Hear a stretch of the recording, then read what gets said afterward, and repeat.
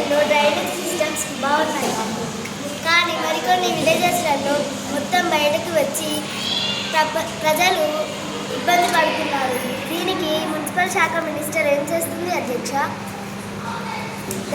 Municipal శాఖ minister గారు జవాబు తెలపండి. అధ్యక్ష, ముందుగా నాకు ఈ పదవిని ఇచ్చినందుకు సీఎం గారికి నాకు ధన్యవాదాలు. అధ్యక్ష, ఎమ్మెల్యే గారు అన్నారు కదా, కొన్ని కాన్స్టిట్యున్సీల్లో drainage system పాడైపోయినాయని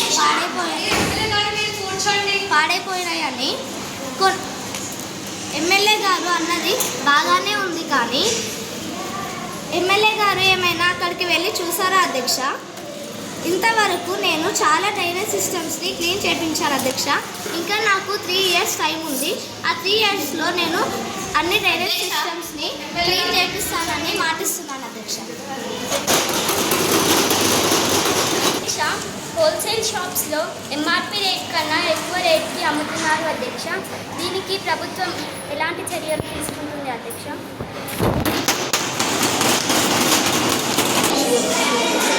consumer and affairs minister గారు మీ జవాబును తెలపండి.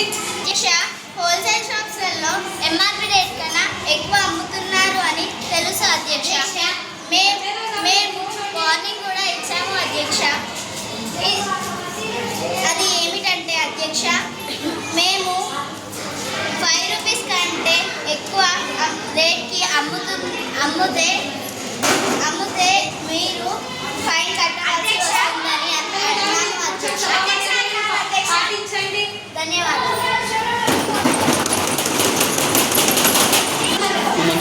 అధ్యక్ష. మిల్క్ ఫ్యాక్టరీస్లలో కల్తీ 10% వరకు జరుగుతుంది అధ్యక్ష.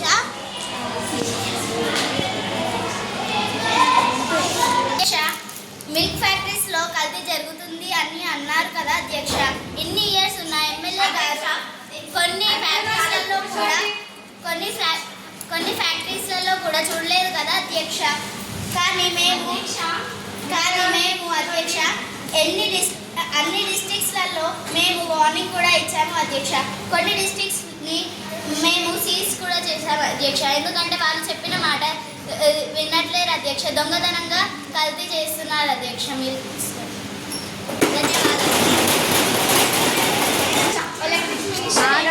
అధ్యక్ష.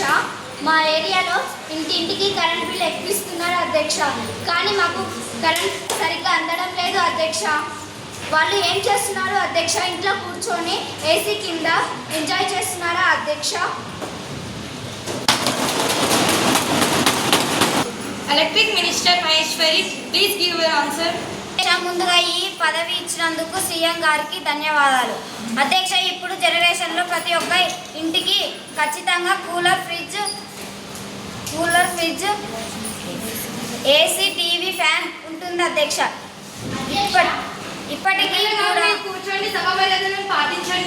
ఇప్పటికీ కూడా ప్రతి ఒక్క ఇంటికి 0 బిల్ వచ్చేలా వస్తుంది అధ్యక్ష. కావాలంటే ఇక్కడ ఉన్న సభా సభ్యులను కూడా అడగండి అధ్యక్ష. థ్యాంక్ యూ అధ్యక్ష. ఇప్పుడు వచ్చే సమ్మర్కి మేము ఇంటింటికి అన్ని ఫెసిలిటీస్ కల్పిస్తామన్నాం కదా అధ్యక్ష. కానీ వాళ్ళు 10 సంవత్సరాల ప్రభుత్వంలో ఉండి కూడా కనీసం ఒక్క జిల్లాని కూడా డెవలప్ చేయలేదు అధ్యక్ష.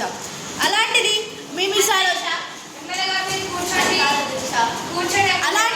మేము ఇప్పుడు వచ్చే సమ్మర్లో అన్ని కూలర్లు, ఫ్రిడ్జ్లు అన్నీ చేపిస్తామన్నాం కదా అధ్యక్ష. ఖచ్చితంగా 33 జిల్లాలలో అన్నిట్లలో డెవలప్ చేసి చూపిస్తాం అధ్యక్ష. థ్యాంక్ యూ అధ్యక్ష. మంత్రి గారు చెప్పింది 100% అబద్ధం అధ్యక్ష. అలా ఎలా అంటారు ఎమ్మెల్యే గారు? ఇప్పుడు ఉన్న 33 జిల్లాలకు వెళ్ళి అడగండి అధ్యక్ష. ఆర్యభట్ట కనిపెట్టిన 0తో సమానం బిల్లు ఉంటుంది అధ్యక్ష.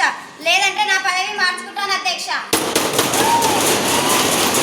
మన నియోజకవర్గంలో వాటర్ ప్రాబ్లమ్స్ చాలా ఉన్నాయి అధ్యక్ష. పంటలు పండించడానికి సరిగా నీళ్లు లేవు అధ్యక్ష. మరి మన ఇరిగేషన్ మినిస్టర్ ఏం చేసింది అధ్యక్ష? చెట్ల కింద కూర్చొని చుక్కలు లెక్క పెడుతుంది అధ్యక్ష.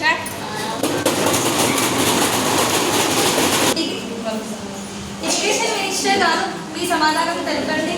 ముందుగా నాకు ఈ పదవి ఇచ్చినందుకు మన సీఎం గారికి ధన్యవాదాలు తెలుపుకుంటున్నాను అధ్యక్ష. అధ్యక్ష, మన ఎమ్మెల్యే గారు నీళ్ళ ప్రాబ్లం ఉంది అని అన్నారు అధ్యక్ష. కానీ నేను 100%లో 95% నీళ్ళ ప్రాబ్లం తీర్చాను అధ్యక్ష.